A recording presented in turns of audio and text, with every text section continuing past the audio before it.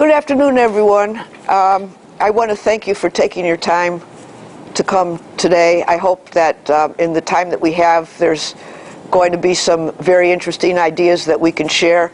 I handed out little note cards, so as I go through this little slideshow and talk to it rather than give you a paper, and there'll be some movie clips and so on, something might come to mind, and at that point you're invited to write down a question, because I will give time for us to have a discussion. And so if you don't feel like you want to speak in front of people, we'll just collect cards and we'll work with the cards, or you can gather your thoughts together. I also want to thank Lucy Angus. Some of you that know me know that I'm terribly adept at technology, and not necessarily thinking. I'm very good at thinking, but the actual machinery is something that stops me cold, and Lucy Angus so kindly helped me organize the slides. Otherwise, it would have been a technological disaster, and then I would get all neurotic. So I don't want to do that. So the question that I've been thinking about is, what do we care about when we care about mental health? And this morning, it was even as early as this morning, I was wondering, well, the term mental health is saturated with all kinds of worries. And is there a different kind of term we can use to talk about the vast creativity and surprises of the inner world? How do we think about the inner world? And that's really what I would like to talk about. How do we think about emotional life? And how do we think about the ways in which we're able to respond in very thoughtful ways to our own experience as we meet the experience of others? So my talk particularly is focused on the work of the teacher, not in terms of what the teacher does to the student, but what teaching does to teachers. Many times in the field of education, we're very anxious about applying things and taking knowledge and applying to children or adolescents and saying, oh, we're thinking about development and only they develop and we're helping their development. I take it from a different vantage point. I don't think any of us are outside of development, and that we're deeply affected by our work, but often in ways that we don't think about. So part of the emotional world involves, first of all, accepting the idea that your feelings have meanings, and secondly, that not only do your feelings have meanings, but your feelings are always feelings about someone or something. So that's why I took the terms of waiting, wanting, wishing, worrying, and wandering as a way of sort of imagining the emotional world of teaching. So I'm going to start with a little myth. I call it a brief history, but it's the history of the birth of the teacher, and it comes from an old question that surprised me when I was a graduate student, and the question was, what does teaching do to teachers? It came as a huge surprise to me because I never had thought about that question. I thought, no, teachers do things to other people, but the teaching does something to the teacher? What could that possibly be? And that question opened up for me a way of beginning to study what could be simply called becoming a teacher, the work of becoming a teacher. So let's go back to the very beginning. All of us were babies. We know where we came from. We were babies, and we had to learn everything, but we had to do so before we were ready. Then, a long time passes, I skipped weaning, I skipped feeding, I skipped walking, I crawling, pooping, peeing, I skip all of that. When the child, before the child is ready, the parents say, I've had enough, go to school. So the child is sent to school. At that point, everything that they knew beforehand doesn't matter. They meet a stranger, and they themselves are a stranger. So the very first experience of schooling for us is that we're going someplace that we don't know, and we're meeting people that we don't know, and then our work is, well, how do we live there? But because we do know something, we know how how to talk with our parents. By the age of 5, we're very clear about when our parents get mad and when they get sad and when they get angry, and we're very, very clear about what will make them happy and what will make them sad in terms of our own little behaviors as children, that we think, okay, so that's what we do with our teachers. Our teachers are just like our parents. So there's a transference that immediately starts with the child and the teacher, and the child is trying to figure out what it is that the teacher wants, whereas the teacher is trying to figure out how to get the child to do something.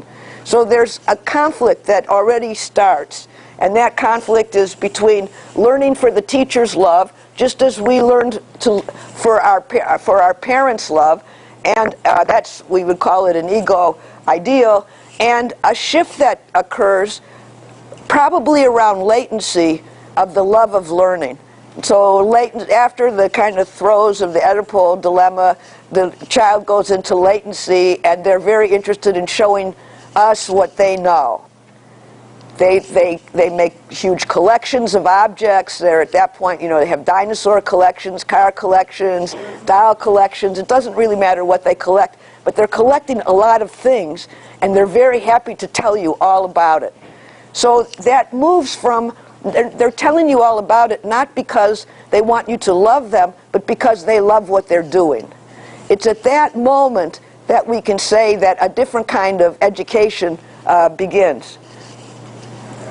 But many years later, after the teacher has collected everything and met the stranger and so on, the teacher returns to her childhood of scenery. I go back to school after having been 12 years in school, 4 years at university. What do I do next? I go back to my childhood. And then when I go back to my childhood, I anticipate, oh my goodness, I have to know what to do. Because in my childhood view of the teacher knew everything. The teacher never asked for help, and the teacher was in control. So I was very, very anxious, and this is still under the topic, what does teaching do to teachers? Simply put, at first it makes them nervous. There's a lot of anxiety. And so the question is, if we think that asking for help is a sign of weakness, because we're told repeatedly, do your own work, do your own work, do your own work. Well, what would that mean emotionally? Oh, I can't ask for help or they'll think I'm stupid. So it's around a time in schools where people, young people get an idea in their mind, an emotional idea that they're stupid or that they're really smart. Those are sort of the two places that we say, oh, it's the good group and the bad group, the smart readers and the dumb readers. I mean, we're not that brutish, but really the kids understand that's exactly the divisions that are at stake, the ones that fail, the people held back, the lost children, and so on. But we were there too. We saw that too. We may have been one of those children as well, and we go back now as a teacher. So asking for help is seen as a sign of weakness. And the teacher feels that they have to be self-made, when in fact their influence all across their life has been so spectacular, much of it unconscious, that the teacher comes to the school not knowing a lot about themselves.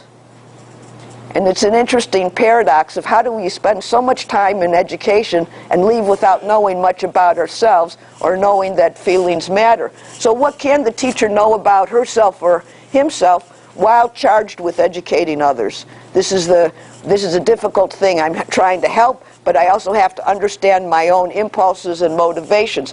So let's consider the emotional world of education as itself an emotional situation. Desires are meeting, there's conflicts. How can it be that the teacher is unconsciously repeating their own history of learning under the guise of their teaching? So I'm trying to talk a little bit, the psychoanalysts call it the repetition compulsion, the compulsion to repeat.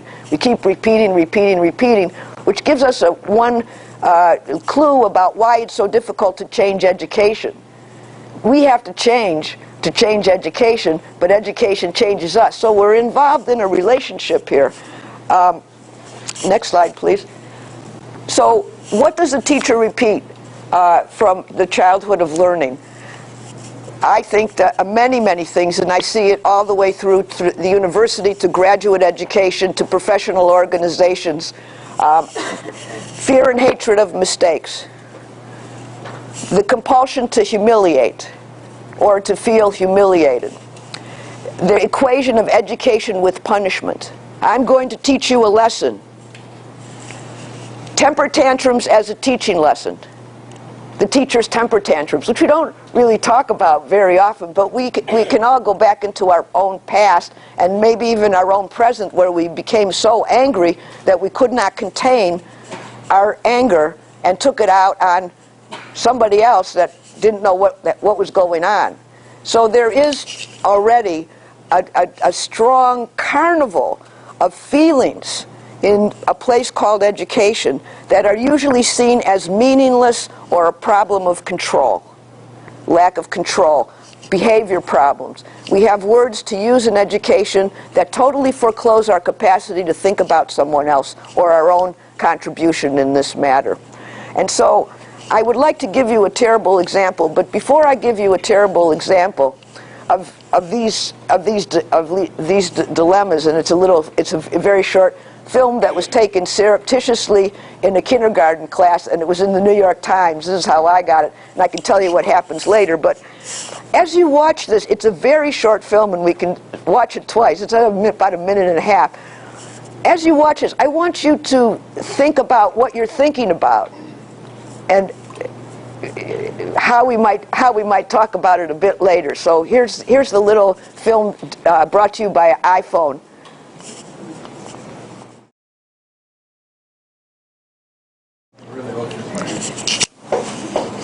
It's heartbreaking, really. I mean, there's so many things about there's so many things about this video, but what I wanted to focus on in the video was the teacher falling apart and the damage that it does to the other in that. Why would the teacher get angry if the student makes a mistake? We have to ask that question. Why? Why would anger be the response? You saw it was run like a little military school with the children all sitting there like this, and one of the things was that the children were in trouble if they didn't move, hold their hands, because it's that old thing. You saw it as a child. Keep your hands to yourself. Don't masturbate, all of these things that they were being told not to do in school because we're little bodies and we're ready. So there we have it, the fear and hatred of mistakes. Now, this is the teacher's problem. And when it's projected into pedagogy, we have a very sadistic pedagogy, and we have a teacher that is out of control. The school's response was to be on the side of the teacher.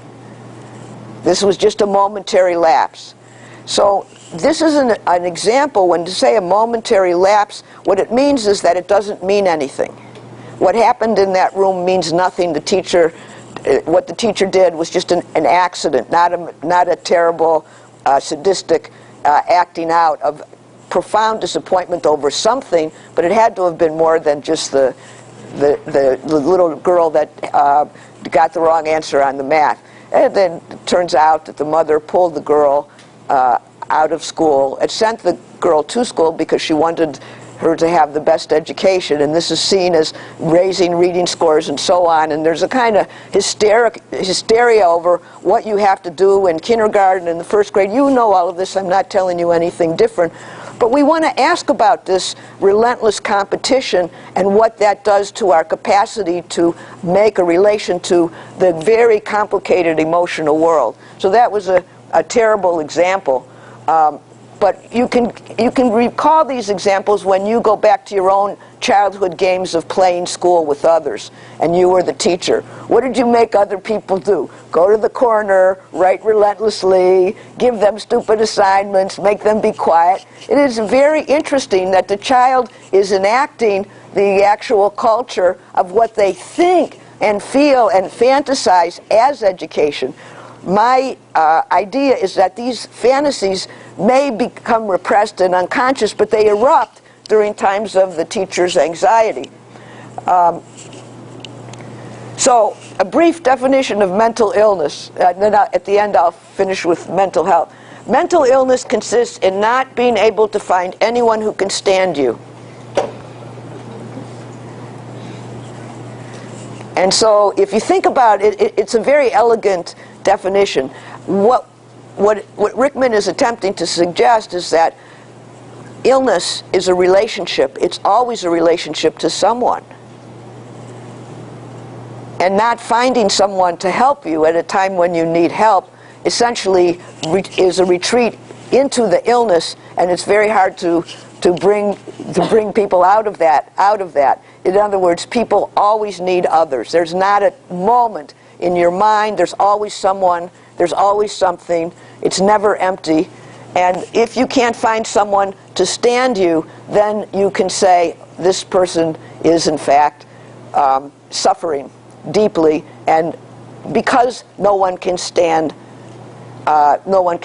you, or no one can stand me. So finding someone who can stand you also brings us some very different work on mental health, because to find someone who can stand you really means that you stand with them, and you're always in communication, and you're able to tolerate times when things go wrong.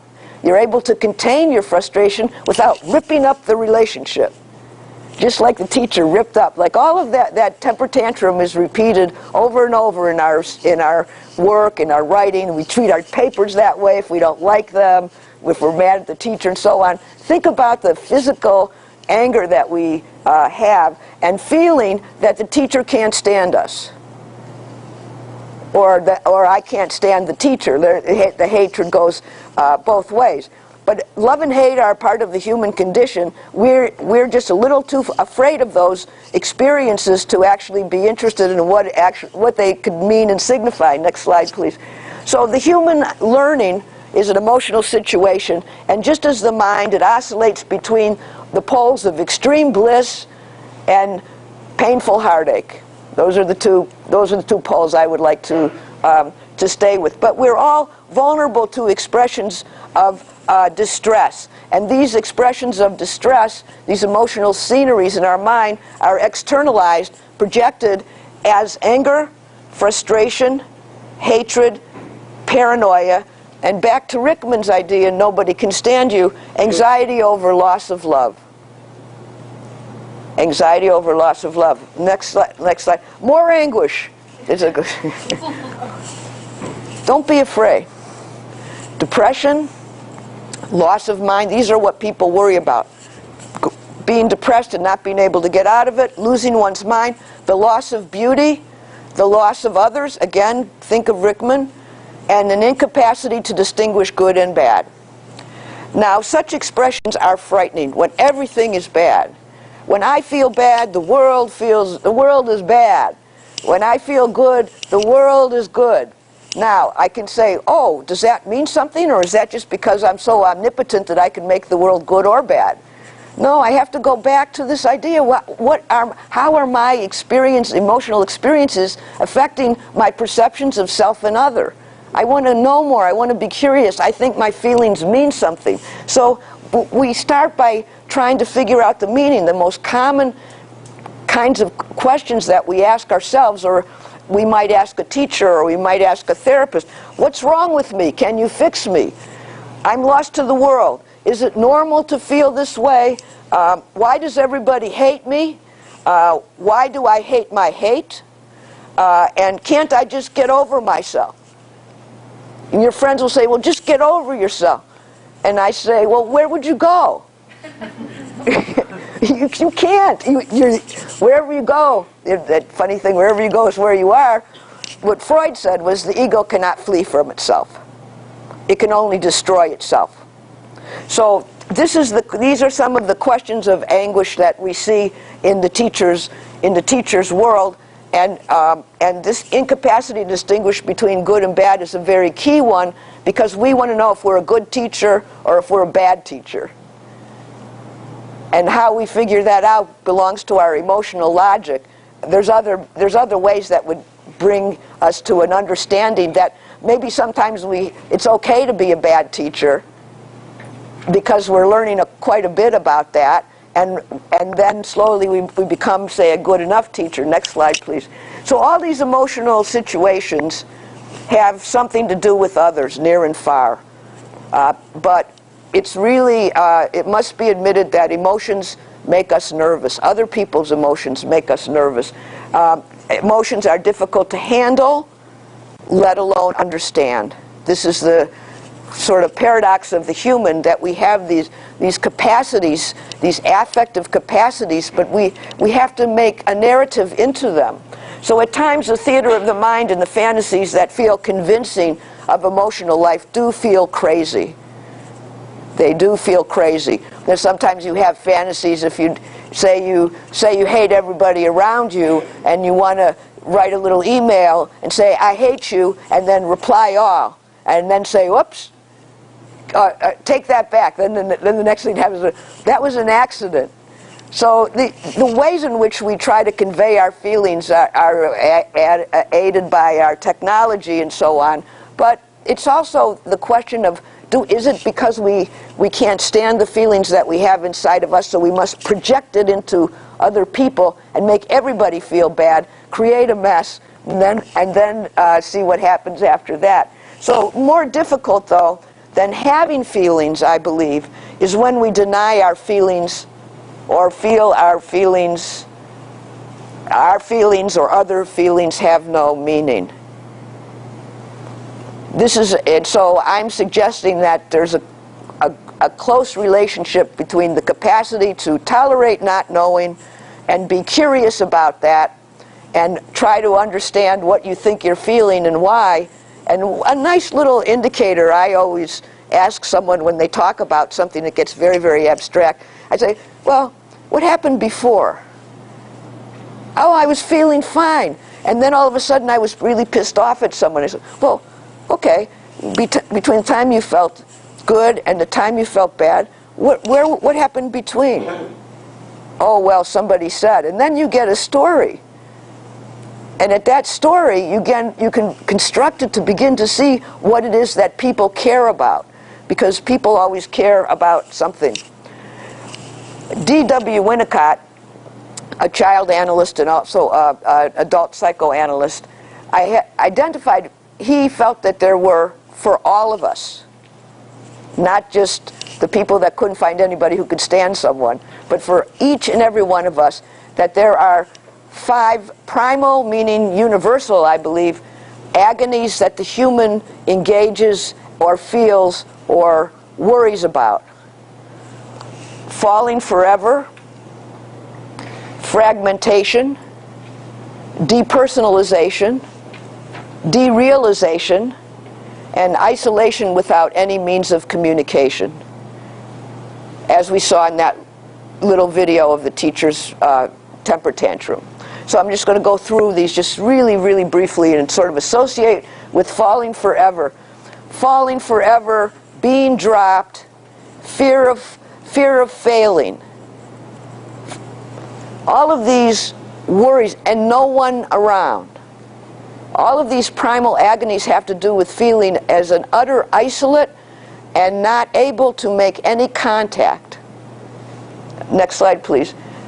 The mind fragments itself in that process.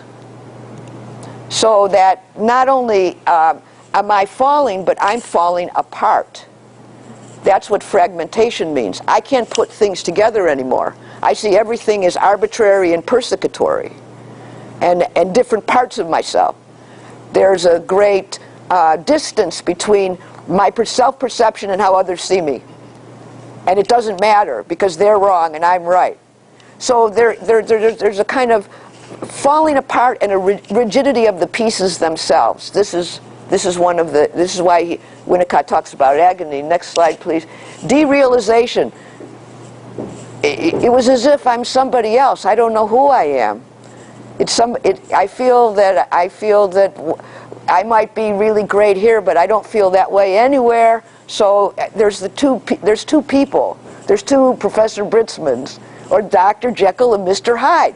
Same person. That's the best example. They're the same person, but they're not, because in the splitting of the self into the good kind guy and the rapist, because Dr. Jekyll is pretty intense. But they can't talk together because they're involved in this terrible battle, and they'll take no prisoners. So this derealization, a sense that nothing feels real, goes back to this question of of feeling. I feel like it's just I'm watching my life. I'm not participating in my life. Next slide, please. Isolation with no promise of communication. It's as if we're constantly sending our mind to a corner, and it's deceptive, because in that school, the teacher yells at her and tells the kid to calm down, go to the calm down chair. Well, the kid was calmed down. The kid wasn't crying. The kid wasn't screaming. The kid wasn't making trouble. He had her hands. She got a wrong answer. It was the teacher that had to calm down. The teacher had to go to the calm down chair. But there was no calm down chair for the teacher, because if she thought she had to calm down, it would be seen as a mistake. So already we have a very an emotional logic that twists the mind in such a way that it can't get out of its fantasies of what it has to do to prove how good a teacher she really is. Next slide, please. So frustration, anger, and falling apart into bits and pieces, these are the primal fears. They're sustained by fantasies, meaning defenses against knowing that, but also a little kind of narrative that never quite goes anywhere. A fantasy of some sort of fantasy about someone else causing me misery, and what a revenge fantasy or paranoid fantasy. If we're lucky, and we all experience these questions, these feelings, we don't act on them. We see them as problems of thought.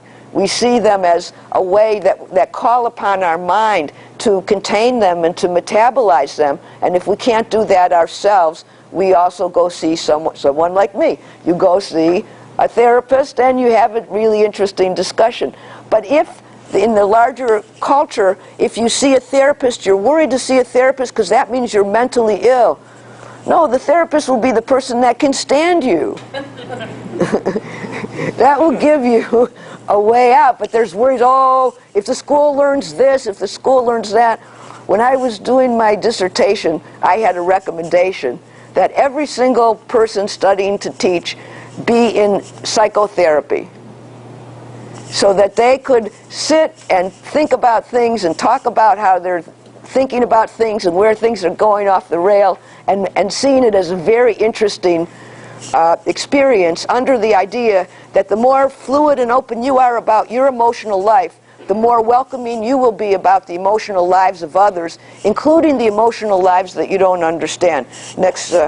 So anxiety, what is it? Well, it's high alert. Everything's going to fall apart. Anxiety, and we want to thank Lucy for anxiety, in anticipation of bodily anger.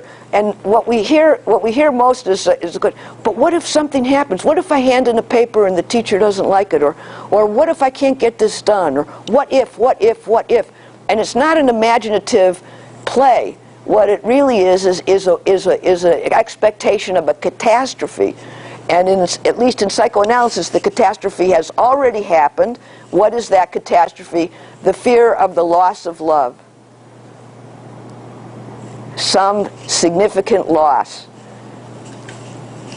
So there's anticipation of something that has already happened. It's a very strange time.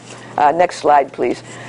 Elizabeth Watteau, and you can get this at the library. You can go online and pick up your own copy. It's a very interesting book. She suffered from depression all of her life, and she was a very famous playwright and musician and Broadway musical writer. She was very, very productive. So one of the things that we know is that our feelings are not in relation to the kind of work that we might be able to do. But these feelings are essentially very, very private. Many of us are depressed, and we don't really talk about it because we find ways most days to live with our depression. And she calls hers My Depression. And so this is a book called My Depression, a picture book. It's a graphic novel. Next slide, please. So My Depression, she starts out, comes into the question of denial. Why should I be depressed? I have two giant chocolate-colored poodles and a tiny white Bichon. I have colleagues I respect. I have loyalty and lovable friends and lovers. I have talented students and performers. She has all these things and still doesn't know why she is depressed. But the depression is not a why. It's not this is not her depression, but if she only stays with everything that's good, she can't get to what it is that isn't good that she is suffering from. So in one sense, she's saying that the depressed person will start by denying their depression by saying, oh, I have all these good things. There's no reason. There's no reason. So that's another kind of rule, that our emotions give us no reasons. They're not reasons, they're feelings. And the feelings have to be put into a narrative, and we can put it in a kind of narrative that will allow us to live with the difficulties in better ways. Or we can fight by saying, well, I have this and this and this. Next slide, please. But it all gets canceled out. So it doesn't matter when I get depressed. And then her drawings become much more disorganized, and we could see like a visual representation of the primal anxieties of Winnicott, although the isolation with no means of communication is set aside because she's still trying to communicate. It's communicating rough stuff. It's communicating rough stuff. But it's still her rough stuff. So there's a tension. Next slide, please. When I get when I get into a depression, when I get depressed, things of the world conspire against me. I can't get anything right. When I get depressed, I am wrong, and no one can help me, and maybe they'll see this, and then people won't like me, and then the agonies will come on and on and on. Next slide. So picturing the emotional world as the world one inhabits is really, I suppose, my main communication. To picture the emotional world as the world that I inhabit, my emotional world, you inhabit your emotional world, and guess what? Your emotional world influences my emotional world. You can see that in, love relationships where somebody yells at someone else, and what does the lover do? They start yelling too. So you can see that we're affected. If somebody looks scared, you're walking, you get scared too. The human is just this spectacular creature of anxiety that is necessary, but if it goes overboard or runs away, runaway thought and so on, it becomes very, very difficult to decide if it's me or if it's you, who's doing what to whom. And that's a pretty key question. So Winnicott comes to the rescue, I suppose, with another enigmatic way of thinking about things. And he says that the basis of all learning, as well as eating, because there's not a lot of difference, is emptiness. You have to want something. You have to want. And emptiness is a prerequisite for an eagerness to go out into the world and get things. So on the one side, the empty depression is a giving up on a kind of emptiness that's necessary, an incapacity to tolerate the emptiness and the frustration. Primary emptiness simply means before starting to fill up. Before starting to fill up. We have one more slide? So how do we make a better world? And I'm sort of like, well, how do we make a better internal world? Well, the first thing I would say is that your internal world is very complicated. Sometimes it's good, sometimes it's bad.